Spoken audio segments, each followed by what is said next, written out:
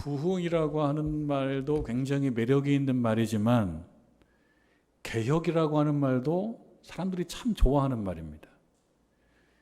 또 개혁하고 좀 사천지간에 있는 단어인 혁신이라고 하는 말도 참 좋아합니다. 그래서 우리 신문을 보게 되면 개혁이라고 하는 말은 1년 내내 나오는 말 같고요. 혁신도 마찬가지 그렇습니다. 그래서 참 폼이 나는 말이기도 합니다. 잘 알고 있는 말이지만 사전에서는 이 개혁이라고 하는 말, 혁신이라고 하는 말을 어떻게 정의하고 있는가, 그래도 한번 찾아보니까 이렇게 정의를 해요. 제도나 기구 따위를 새롭게 뜯어고침. 개혁이라고 하는 말은 새롭게 뜯어고친다는 거죠. 그러니까 사람들은 새롭게 뜯어고치는 거를 좋아하는 것 같습니다. 그리고 새롭게 누군가 뜯어고쳐주기를 또 바라는 것 같아요.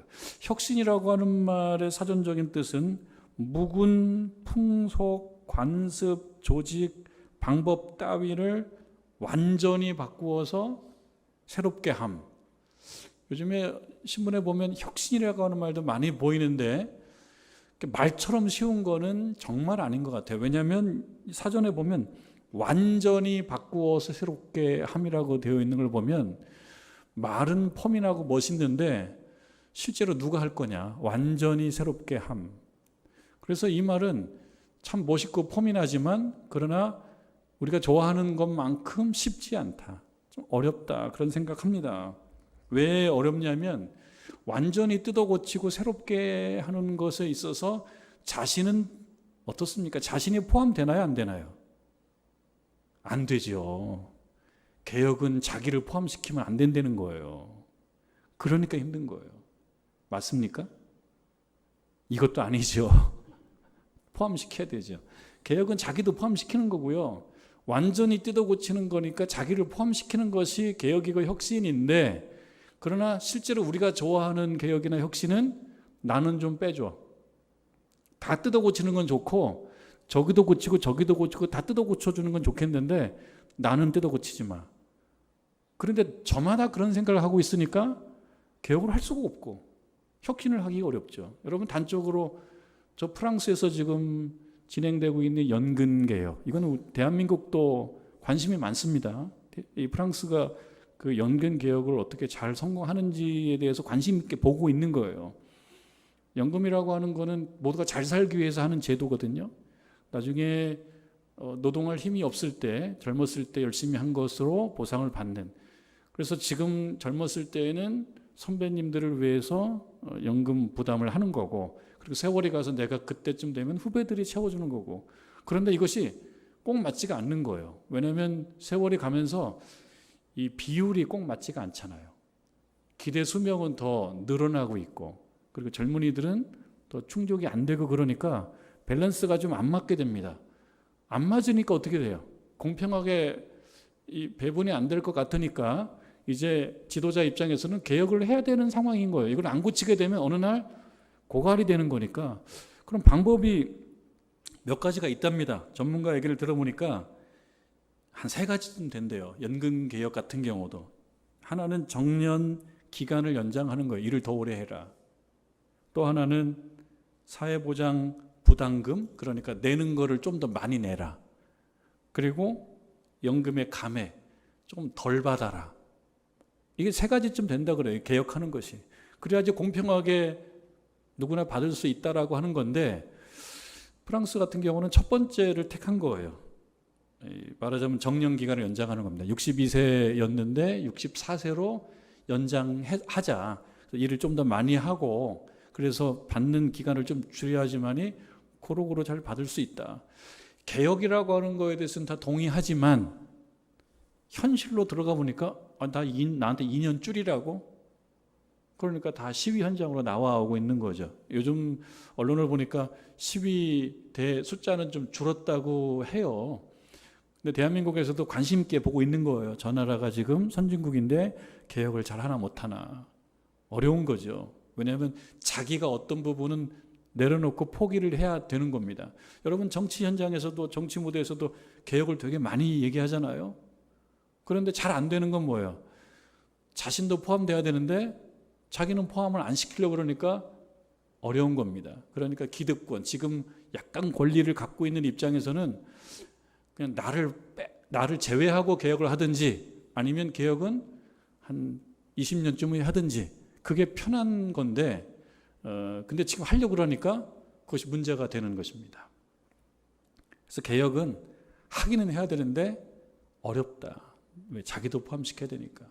여러분, 영적 개혁은 어떨까요? 영적 개혁. 영적 개혁의 필요성이 있는가요? 세월이 많이 가도 이렇게 발전이 없고 정체되고 퇴보하고 그것이 내가 가지고 있는 어떠한 생활 양식, 어떤 습관 이런 것들이 너무 견고해가지고 영적으로 발전을 못해가고 자꾸 퇴보한다 그러면 하나님께서는 우리들에게 요구하실 겁니다. 뭘 요구하냐면 영적으로도 개혁하라고. 그러면은 우리는 생각해요. 나를 빼고 좀 하시라고. 정릉제일교회에서도 나를 빼고 다른 분들만 개혁시키라고. 저것도 바꾸고 저것도 바꾸고 저분도 뜯어 고쳐주고 저분도 뜯어 고쳐주고 나는 그냥 두라고. 이렇게 얘기하고 싶습니다. 그러나 자기가 제외된 혁신은 사실 없는 거예요. 그러니까 혁신 개혁을 부르짖는 사람들의 그 의도를 조금 잘 볼 필요가 있습니다. 시대를 그래야지 좀 잘 읽을 수가 있고요. 어떻게 흘러가는지를 또 볼 수도 있고요. 자기가 자기 것을 좀 내려놓지 않으면 영적 개혁 또는 우리 사회 개혁은 또 없는 것입니다. 에베소 교회에 사도 바울이 갔잖아요. 그래서 사도 바울을 통해서 하나님께서 영적 개혁을 사실은 시작시켜 주신 것입니다. 사도 바울을 통해서. 그러니까 그 중에 하나는 뭐냐면 귀신을 내쫓은 거예요. 병을 떠나게 만들고 귀신을 나가게 하고. 그 변화가 있는 겁니다. 영적 개혁, 정말 영적 혁신인데요. 이 가운데 그동안 기득권을 가지고 있었던 어떤 주체, 어떤 부분은 저항하죠. 나를 빼고 개혁하라고. 그러면 그 중에 아마 우리가 이게 귀신이라고 얘기하는 악귀라고 표현하죠. 우리 성경 말씀에 악귀라고 나오는데 악귀의 입장에서도 이건 비상 걸린 거죠. 이거 하지 말라고. 나 지금 여기 자리 잡고 있는데 사도 바울을 통해서 지금 영적 혁신, 영적 개혁 그러니까 나까지 나가라고 그러는 거 아니에요. 병을 고치는 건 좋은데 나까지 나가라 그러면 안 된다. 그러니까 악귀의 입장에서도 비상입니다. 그럼 현실적으로는 또 어떤 사람들에게 있어서 이 영적 개혁, 에베소 교회, 에베소 지역의 영적 개혁이 어떤 사람들에게 문제가 됐냐면 여기에 있는 아주 대표적인 우상이죠. 아데미 여신이라고. 아데미 여신. 아데미 신전은 고대 건축 문화에 있어서 7대 불가사의 중에 하나라고 합니다. 그러니까 그 규모도 크고 굉장히 뿌리가 깊고 많은 사람들의 정신 문화의 하나의 기초가 되기도 했던 그 아데미 여신.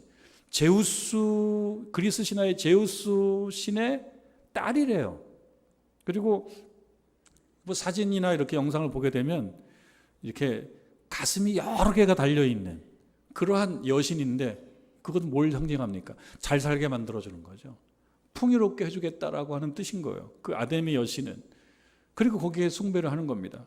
이것으로 인해서 이들의 어떤 종교 생활이죠. 또 우상 숭배, 종교 생활도 있지만 또 한편으로는요.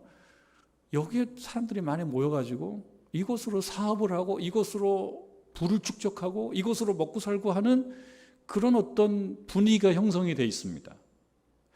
여러분 23절 우리가 읽은 23절 말씀 한번 보실까요? 그때쯤 되어 이 도로 말미암아 이렇게 되어 있어요. 그때쯤 되어 여기서 그때쯤 그 무렵이라고 한다 그러면 사도 바울의 에베소에서의 사역과 관련되어 있습니다.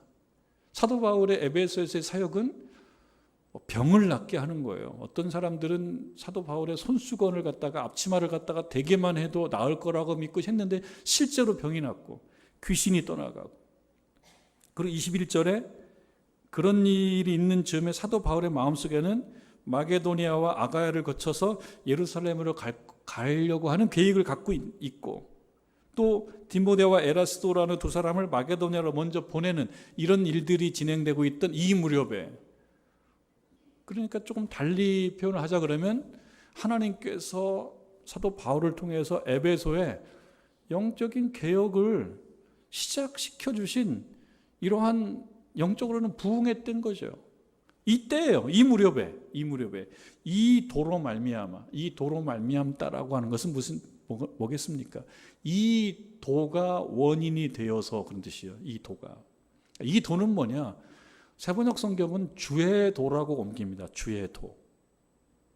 예수 그리스도 복음이고요. 예수 그리스도 복음 속에 나타나는 그러한 은혜의 사건들입니다. 그 사건들은 우리가 이 전 말씀을 통해서 좀 본 바가 있습니다. 이러한 어떤 하나의 큰 운동이라고 할까요?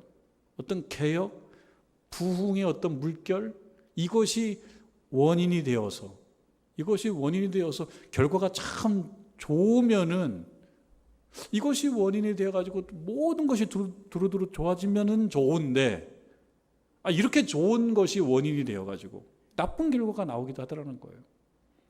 하나님의 은혜의 역사, 또 기적의 역사, 하나님의 권능, 성령의 물결이 원인이 되어서, 여기 말씀 보니까 이 도로 말미암아 적지 않은 소동이 있더라.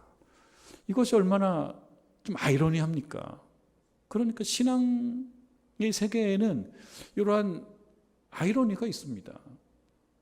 이 도로 말미암아, 이 도가 원인이 되어서 하나님의 능력과 성령의 사역과 부흥의 물결이 원인이 되어서 모두가 복되고 행복하고 그리 되면은 좋은데, 지금 나오는 말씀은 이것이 원인이 되어서 시끄러워지더라는 거죠.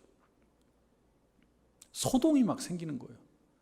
그럼 여기서 우리가 또 하나의 어떤 그 일종의 유혹을 받을 수 있습니다. 그래, 신앙생활 너무 부산하게 신앙생활 하지 말자. 성령의 역사가 너무 벌어지게 하면, 성령의 역사가 너무 벌어지는 현장에는 시끄러워진다고. 그러니까 다른 사람 눈치 못하게 조용조용 예수 믿자. 교회도 조용조용 다니자. 시끄럽게 다니고 성령의 역사가 나타나고 귀신이 나가고 이러면은 그 개혁으로 인한 어떤 기득권, 그 개혁으로 인한 기득권은 사실 아데미 여신이에요. 그 기득권이에요. 아데미 여신과 관련된 사람들 또는 그 문화가 기득권이에요. 저항하죠. 개혁하지 말라고. 영적으로 혁신하지 말라고. 그렇게 이야기하죠. 이 도로 말미암아 적지 않은 소동이 일어나니, 소동이라고 하는 말은 이것도 사전을 찾아보면 이렇게 나옵니다. 사람들이 놀라거나 흥분해서 시끄럽게 법석거리고 떠들어댄다. 시끄럽게 막 야단법석하고 떠들고 소리 지르고, 뭐 때문에? 주의 도 때문에. 이게 아이러니하죠. 주의 도가 정말 예수님께서 말씀하신 것처럼 내가 평화를 주러 온 게 아니고 검을 주러 왔다. 그런 면도 우리의 신앙생활의 현장 속에서는 있더라. 그냥 가만히 있으면 편한데 그걸 가만히 있게 만들지 않는 면들이 있더라. 갈등도 생기더라. 시끄러운 일도 생기더라. 그러기 때문에 그래, 조용조용 믿자. 성령 충만해가지고 성령의 역사가 나타나가지고 소동이 생기고 소란해지고 그럴 수 있는데, 그럼에도 불구하고 사도 바울은 했죠. 그럼에도 불구하고 말씀 전하고, 그럼에도 불구하고 기도하고, 그럼에도 불구하고 기적의 현장을 경험하고 같이 나누고 그랬었습니다.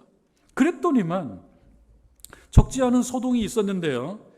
24절에 즉이라는 건 뭐예요? 풀어서 얘기해 보겠다 그거죠. 이 소동이라는 거를 좀 풀어서 어떤 소동인지에 대해서 좀 풀어서 얘기하겠다는 뜻이죠. 즉 데메드리오라고 하는 어떤 은장색이 은으로 아데미의 신상 모형을 만든다. 그러니까 아데미의 신상 모형을 만들 정도니까 아데미의 명성은 그 누구에게도 위험이 있는 것입니다. 권위가 있는 거예요. 이거를 모형을 만들어도 이게 하나의 사업이 되는 거예요. 아데미의 신상 모형을 만들어서 직공들에게 적지 않은 벌이를 하게 했다. 그러니까 이 아데미 여신과 아데미 신전, 신상, 아데미의 우상 숭배는 여기에 뭘 결과하냐면 벌이를 결과해요. 벌이가 뭡니까? 돈을 버는 거예요. 얼마나 좋습니까? 아데미 여신이 목에 살리는 아데미 여신, 아데미 숭배를 통해서 누군가는 덕을 보는 사람이 있는데 거기에 영적 개혁, 무효죠, 무효. 이들에게는 무효입니다. 이 데메드리오는 이렇게 장사를 하고 사업을 하고 팔고 거래를 하고 그런 어떤 그 사람들의 어떤 우두머리예요. 조합장이라고 보면 됩니다. 조합장.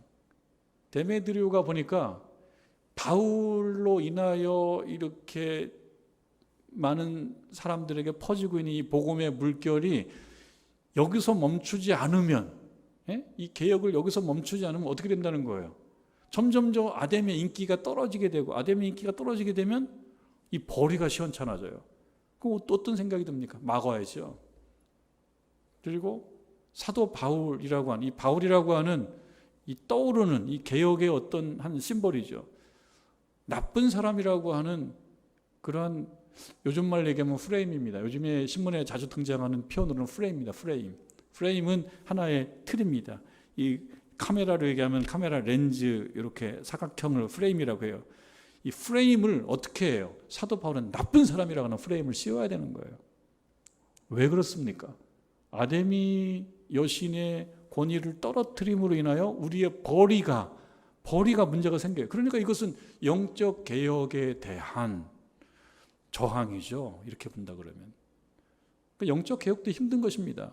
영적 개혁, 뭔가를 신앙생활 잘하고 열심히 성령 충만하는데 어떤 세력은 이게 불편한 거예요. 문제를 일으키는 거예요.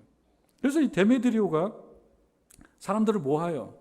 25절, 그가 그 직공들과 그러한 영업하는 자들, 모형, 뭡니까? 이 신상 모형 만들어서 팔고, 그 다음에 상품을 만들고, 이것이 하나의 사업이 되게 하고, 이걸 통해서 덕을 보는 이런 사람들을 다 모아요. 그리고 이야기하죠. 모아서 이르되라고 하는 것은 이제 하나 연설을 하는 겁니다. 이르되 이후에 어떤 말을 하나 우리가 한번 들어보죠. 데메드리오가 이 아데미 여신 상, 또 모형 신전을 만드는 사람들을 모아놓고 뭐라고 얘기하면서 일종의 프레임, 잘못된 프레임, 나쁜 프레임을 씌우는 거죠. 흑색 선전이죠. 가짜 뉴스죠. 이거를 어떻게 만드나 한번 들어보는 거예요. 뭐라고 얘기하냐면 여러분도 알거니와 우리의 풍족한 생활, 그렇죠. 우리의 풍족한 생활은 건들지 않아야 되는데 이걸 건드리니까 영적 개혁은 이들에게 바라는 것이 아닌 거예요.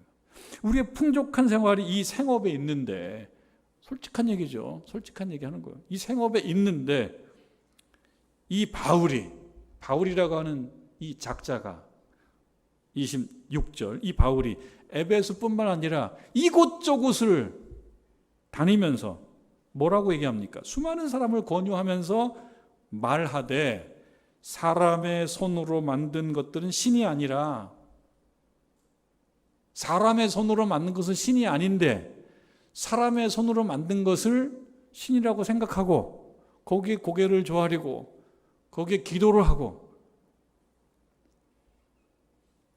이러한 바울의 이야기는 여러분들이 보고 들은 바다. 그런데 그것이 다른 데서 하는 것을 그치는 것이 아니고 이 에베소에서 정말 존엄한 아데미 여신, 이 에베소 사람들은 하늘에서 내려온 그 아데미 여신과 그 신전을 지키는 성전지기인, 신전지기인 우리들에게도 매우 부적절한 거예요.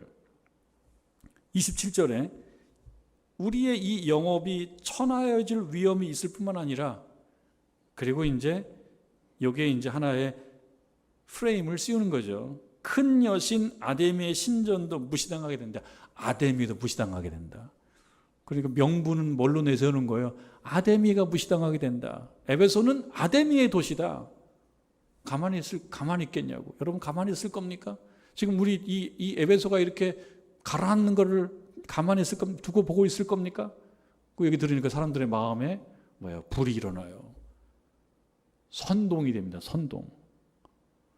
이 데메드리오는 선동의 실력이 있는 사람이에요. 그러고 보니까. 자, 28절 보니까 그들이 이 말을 듣고 분노가 가득하여, 정말 가만히 있는 사람들의 마음속에 분노를 일으켰어요. 이 분노의 에너지, 이 부정적 에너지는 누구를 향하고 있습니까? 사도 바울을 향하고 있습니다. 사도 바울을 향하고 있다라고 하는 것은 결국 영적 부흥, 영적 개혁에 대한 부정적 태도죠. 부정적 태도. 영적 개혁을 받아들일 수 없다라고 하는 그러한 부정적 에너지가 막 생기는 거예요. 그 에너지가. 분노가 가득해서 외쳐서 이르되, 막 소리 지릅니다. 뭐라고 소리 지르냐면 에베소 사람의 아데미여, 크다 에베소 사람의 아데미여. 에베소가 큰 것은 이 아데미 때문인 거예요. 그 아데미 여신, 그 여신의 권위를 떨어뜨린다? 이걸 받아들일 수가 없어요. 그래서 29절 위에 보면 온 시내가 요란해집니다. 그러니까 제법 소요 사태가 커진 겁니다. 발단이 뭡니까? 사도 바울의 어떤 주의 도, 복음 전도, 하나님의 역사, 성령의 물결, 이것이 원인이 되어서 모든 사람들을 행복하게 만든 게 아니고 어떤 사람에게는 불편하고 받아들일 수 없는 저항의 어떤 물결을 결과했다는 겁니다. 온 시내가 요란해서 바울과 같이 다니는 마게도니아 사람 가이오와 아리스다고를 붙들어서 일제히 연극장으로 달려 들어간다. 연극장이라고 되어 있어서 우리 대학로에 있는 그런 연극하는 극장을 생각할 수도 있는데, 이 에베소의 이런 이 극장은요 2만 명에서 2만 5천 명 정도 들어가는 굉장히 규모가 큰 그런 극장이라고 합니다. 그러니까 이곳은 어떤 사람들이 본인들이 생각할 때 맞지 않는 그 주제나 사안에 대해서 모여서 소리 지르고 시위하고 하는 그런 무대이기도 했던 곳이 바로 이 극장입니다. 여기에 가이오와 아리스다고라고 하는 사도 바울의 동행인, 동역자들을 끌고 가가지고 일종의 무서운 시작이죠. 어쩌면 인민재판과도 같은 거예요. 그냥 선동받은 사람들이 막 흥분해가지고 광기의 가운데 그냥 강하게 그냥 압박하고 어떤 일이 벌어질지 모르는 그런 위험한 상황이죠. 이런 상황은 어떤 일이 벌어질지 모르죠. 막 끌고 가서 소리 지르고 어떤 일들이 생기냐면, 여러분 32절에 보면 이런 일이 생기고 있어요. 사람들이 외쳐, 뭡니까? 소리 지른다는 얘기죠. 사람들이 소리 질러서 어떤 이는 이런 말을 하고 어떤 이는 저런 말을 하고, 아무 말 대잔치 이런 말하고 저런 말하고, 그렇게 하니까 모인 무리가 분란하여, 막 소란하고 혼란하고 분란하여 많은 사람들이 태반이나 어찌하여 모였는지 알지 못하더라. 이게 코미디죠. 코미디. 이게 코미디예요. 왜 모였는지 알지 못하는데 화는 난 거예요. 화가 막 났어요. 여러분도, 우리들도 그런 경험 있나요?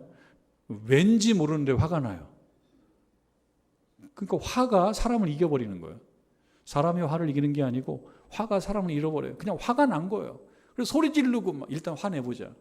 화 안 내면 안 되는 거예요. 왜냐하면 다 화를 내고 있으니까 나도 화를 내고 나도 소리 질러야 되는 거예요. 여기에 정당성은 이것이 옳으냐 그르냐, 이게 정말 옳으냐 그르냐가 아니고 내가 여러 사람들의 무리에서 떨어져 나오느냐 떨어져 나오지 않느냐예요. 이 정당성이라는 것이.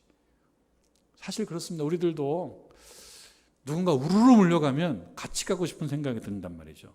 빠져 있으면 뭔가 이렇게 좀 주류에서 멀어지는, 그러니까 사람들은 중심에서 멀어지는 거에 대해서 약간 두려움이 있기 때문에 이렇게 막 우르르 몰려가면 같이 가는 거예요. 왜 가는지 몰라요. 같이 모이는 것이 그게 의예요. 그러니까 이건 광기죠, 광기. 이런 광기의 어떤 사건들은 우리 현대사회도 많고 오늘날에도 종종 벌어지고 있는 그런 자기의 생각을 표출하고 관철시키는 하나의 방법이기도 합니다. 그러나 거기에 동원되어 있는 어떤 사람들은 뭘 모르고 그냥 동원되는 거예요. 그러니까 여러분, 우리들도 막 동원되면 안 되겠죠. 막 동원되면 안 돼요. 하나님께서 동원할 때만 동원하는 거지 뭔지 모르고 동원하는 것은 안 맞습니다. 뭔지 모르고 달려들어서 막 소리 질러고 아무 말 대잔치를 하면서 이런 일들은 결국 무엇을 향하게 됩니까? 사도 바울은 나쁜 인간이다. 사도 바울은 에베소를 가라앉히게 만드는 사실은 뭐예요? 에베소의 영적 개혁을 시작한 사람인데 그게 아니고 사도 바울은 못된 인간이라고 나쁜 인간이라고 하는 그런 프레임을 씌우는 거예요. 그러니까 많은 사람들은 넘어갑니다. 우리가 살아가면서 사실은 여러분 선동과 조작에 빠지지 않기 위해서는 눈을 크게 뜨고 봐야 됩니다. 개혁을 말하는 사람들의 그런 어떤 핵심이 뭔지도 조금 살펴봐야 돼요. 안 그러면은 우리들도 모르게 어느 날 보면 거기 가 있어요. 내 몸은 여기 있지만 생각이 글로 가 있단 말이에요. 이거를 사단도 얼마나 좋아하겠습니까? 사탄도 얼마나 이걸 좋아하겠습니까? 우리들은 몸은 거기 있지만 뭔지 모르고 끌고 가게 만들어서 어느 날 보면은 신앙을 나태하게 만드는, 사단도 생각하는, 뭔지 모르지만 화나게 만들고 뭔지 모르지만 흥분하게 만드는, 그러나 사실은 따지고 보면 흥분할 거리도 없어요. 여러분 35절에 보면 서기장은 이 에베소에 말하면 재정 개입과 집행도 할 수 있고 법안도 만들 수 있고 그런 어떤 권력자입니다. 총독과 함께 이 권력자입니다. 로마 정부의 어떤 방향에 따라서 이 도시를 잘 말하자면 정치하는 일종의 정치가고 권력자가 이 서기장입니다. 서기장의 입장에서는 이런 소요와 소동이 사실은 바람직하지 않아요. 소요 사태가 생기고 이 소동이 생기는 것이 로마 정부로 보고가 됐을 때 거기에 합당한 이유가 있어야 되는데 그렇지 않은 거예요. 그러니까 이 서기장 입장에서는 이런 소동이 뭔지를 보니까 이게 소동을 일으킬 필요가 없는 소동인 거예요. 그래서 이 서기장이 무리를 진정시킵니다. 그리고 이르되 에베소 사람들아, 에베소 시가 큰 아데미와 제우스에게서 내려온 우상의 신전지기가 된 줄을 누가 알지 못하겠느냐? 하늘에서 내려온 신인 걸 누가 모르겠느냐? 그러면서 사실은 이 서기장은 에베소에 지금 나와서 막 흥분하니 군중들을 향해서 그들이 듣고 싶은 얘기도 좀 해줘요. 아데미 하늘에서 내려왔어. 하늘에서 내려왔다. 그러면서 얘기를 쭉 합니다. 그대들이 잡아온 이 가이오와 아리스타고 따지고 보면 잘못한 게 없지 않냐고. 따지고 보면 아데미를 욕한 것도 아니고, 그리고 37절에서 얘기하는 것처럼 신전의 물건을 도둑질한 것도 아니고, 우리 여신을 비방한 것도 아니고, 근데 지금 뭘 모르고 막 붙잡아 오지 않았냐. 뭘 모르고 붙잡아 와서 지금 어떻게 뭐 해를 하려고 그러는데 이거 그렇게 하면 안 된다. 36절 끝에 보면 경솔히 이렇게 하면 안 된다. 라고 차근차근 이야기를 합니다.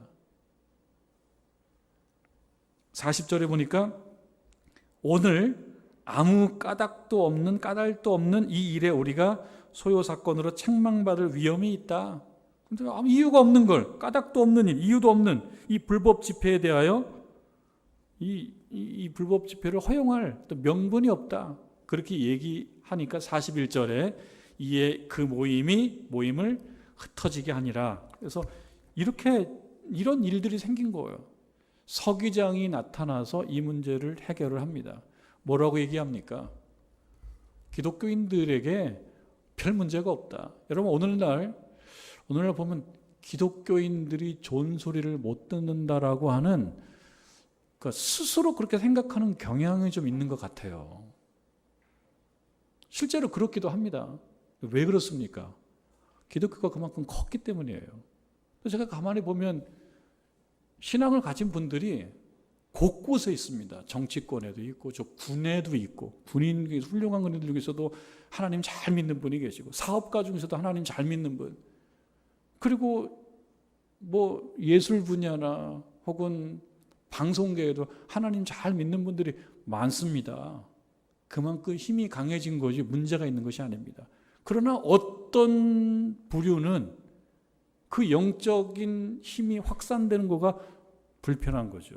마치 데메드리오처럼. 그러니까 문제가 있다고 얘기하는 거지 문제가 있는 것이 아닙니다. 그것을 누가 얘기해 줍니까? 서기장이 얘기해 주고 있습니다. 문제가 없다고. 여러분, 우리가 믿는 그 하나님, 우리가 실천하고 있는, 우리가 걷고 있는 우리 신앙의 길, 문제가 없어요. 스스로 문제가 있다고 생각할 필요가 없습니다. 그렇게 위축될 필요가 없습니다. 당당해야 됩니다. 우리 스스로 기독교에 문제가 있는 것처럼, 우리 스스로 기독교가 많이 다른 뭔가에 비해서 부패한 것처럼, 기독교가 그렇게 뭔가에 비해서 많이 부패했나요, 여러분들? 부패가 없지는 않아요. 그러나 그 어떤 것보다 부패했나요? 그것은 누가 만든 거예요? 어쩌면 데메드리오가 만들고 있는 거예요. 데메드리오가 만들고 있는 부패 프레임에 우리 스스로도 거기에 빠져서 위축되고 전전긍긍할 필요가 없습니다. 하나님의 세상은 이미 넓어져 있습니다. 작아졌다고 해도 넓어져 있습니다. 여러분, 우리가 당당하게 하나님 믿는 거고, 당당하게 하나님께서 우리들에게 베풀어 주시는 그 기적의 은혜를 경험하는 거예요. 실체가 분명히 있는 거예요. 그러나 그 어떤 사람들은 이것이 불편하기 때문에 끌고 가는 거예요. 끌고 가도 문제는 없는 거예요. 서기장이 얘기해 주고 있지 않습니까? 당당하게 여러분의 신앙의 길을 걸어가라. 하나님께서 시작한 영적 개혁에 같이 참여해서 영적 개혁의 주체가 되라 라고 이야기하는 것입니다. 여러분, 이것을 좀 알레고리컬하게, 그러니까 좀 풍유적으로 해석을 하면 그렇습니다. 여러분, 우리들도 신앙생활 경험을 한번 생각해 보십시오. 열심히 믿고 기도에 불이 붙고 기적도 경험하고 은혜도 경험하고 그럴 때가 참 좋은데 그와 함께 시험거리들도 있더라고요. 믿음이 깊어지면 시험거리들도 있는 거예요. 그거는 당연한 것입니다. 영적인 실체, 부정적 영적 실체. 사단은 늘 호시탐탐 믿는 자를 쓰러뜨리기 위해서 노력하는데, 신앙생활이 좋아지고 신앙이 믿음이 깊어지는 것을 두고 보겠습니까? 믿음이 깊어지고 은혜가 깊어지고 말씀이 깊어지고 은혜를 많이 경험하면 사단이 이를 가만히 있겠습니까? 여러 모양으로 힘들게 하죠. 여러 모양으로 시험에 들게 만들죠. 가까운 사람에게 어려움도 겪게 만들고, 또 가다가 저 부동에 빠지게도 만들고, 또 모욕도 경험하게 만들고, 또 어느 경우는 몸도 아프게 만들고, 그렇게 함으로써 뭘 갖게 만드는 거예요? 영적 개혁에 참여하지 말라고 얘기하는 거죠. 더 열심히 하나님 믿지 말라고 얘기하는 거죠. 우리들에게도 풍요적으로 이걸 해석해 보면 그런 것입니다. 사도 바울을 통해서 하나님께서 에베소에 이러한 악귀가 물러가고 병이 낫게 하는 그런 주의 도 복음의 기적이 있을 때, 이러한 아데미를 중심으로 한 그런 저항의 어떤 힘이 있듯이 우리들도 믿음 생활을 잘 해나가고 은혜의 길을 걸을 때 이러한 어려운 문제들이 있는데, 그럼에도 불구하고 하나님께서 35절 이후에 주시는 말씀 무엇입니까? 문제가 없다. 가던 길을 가라. 잘못된 것이 없다. 그래서 하나님께서 그리 가는 그 백성들의 앞길을 평탄하게 해주시는 것이고, 그러면서 신자들의 믿음은 깊어지고 건강해지고 인생이 풍요로워지는 것입니다. 여러분, 살아가시면서 나 자신이 빠진 영적 개혁과 혁신을 부르짖지 마시고, 나 자신도 오랫동안의 습관과 관행으로 인해서 내 믿음이 침체되어 있다면 이것도 새롭게 만드는 영적 개혁과 혁신을 우리 삶에서도 실천하는 저와 여러분 되기를 주님의 이름으로 축원합니다.